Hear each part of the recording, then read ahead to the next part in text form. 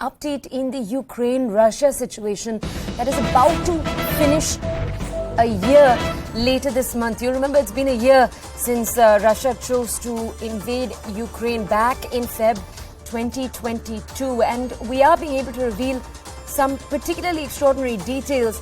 The then UK Prime Minister Boris Johnson has just revealed in an interview that Vladimir Putin, the Premier of Russia, had threatened him with a missile strike in a phone call in the run-up to Russia's invasion of Ukraine.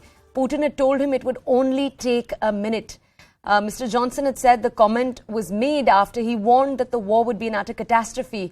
This was during a very long call in Feb 2022. These are details that I believe have been revealed in a BBC documentary. Let's go over to my colleague Abhishek to understand more. I believe, Abhishek, that Boris Johnson had been trying to warn Russia that invading Ukraine would lead to Western sanctions. And I believe it's at that point that the Russian Premier had made these comments. But can you tell us more, please?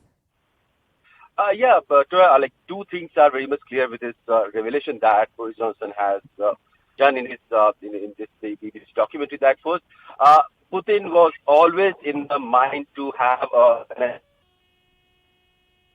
very long time. So it was a part of his long-term strategy. Because even before this whole invasion had started, this whole conversation had been there. Also, Putin was not very much caring enough that the missile attacks could have the catastrophic damage, and it can be very destructive. He was more about the kind of arrogance and confidence that he had over his own military establishment, that it will be a matter of few hours that they'll be able to capture or overthrow the entire government setup in Ukraine. And this has been a revelation. But now we know that the war in Ukraine and Russia, it has entered into 12 months. Few weeks from now, it will be 1 year since the first Russian soldier foot was on Ukrainian soil. So, and since then, there has been multiple rounds of negotiations, multiple rounds of heavy fighting at various places in Ukraine, including the capital city Kyiv. But there has not been any conclusive or any consequential arrangement that one can say that is going to end the war anytime soon. We have been seeing a lot of war machinery, ammunition and weaponry coming from NATO allies to Ukraine, and it's only going to look from here onwards that the war between Russia and Ukraine is going to continue, because Russia has already intended to have this invasion, and Russia knew that it has the military capacity. But now it looks like with the increased support from NATO and USA, it is becoming really difficult for Russia to move ahead in the war against Ukraine.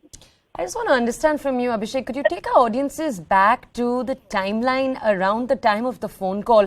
I know 9 days after that phone call happened, you actually had the Defense Secretary Ben Wallace fly to Moscow and meet his Russian counterpart. Can you just bring us a timeline of the incidents that followed? We know that even before this whole war scenario erupted between Russia and Ukraine, there had been multiple rounds of talks between Russian president and senior leadership from NATO, UK Prime Minister. There was this talk with senior leadership from USA also. Then French president was regularly in touch with Vladimir Putin. But despite these facts that the leadership from NATO allies were in regular touch with Vladimir Putin, Russian president, there could not be any resolution or any pacific approach that they could instill in Russia. And Russia went ahead in full force.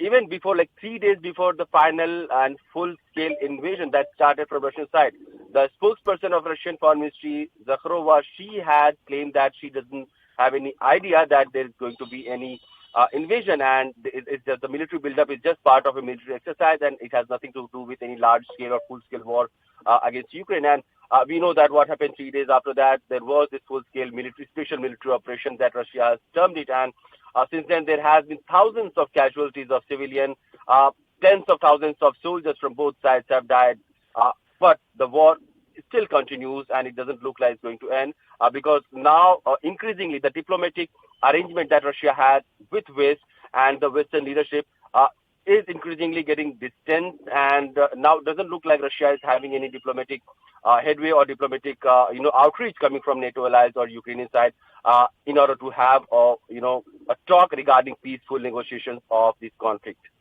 Okay, all right. Abhishek, thank you for bringing us those details. We're going to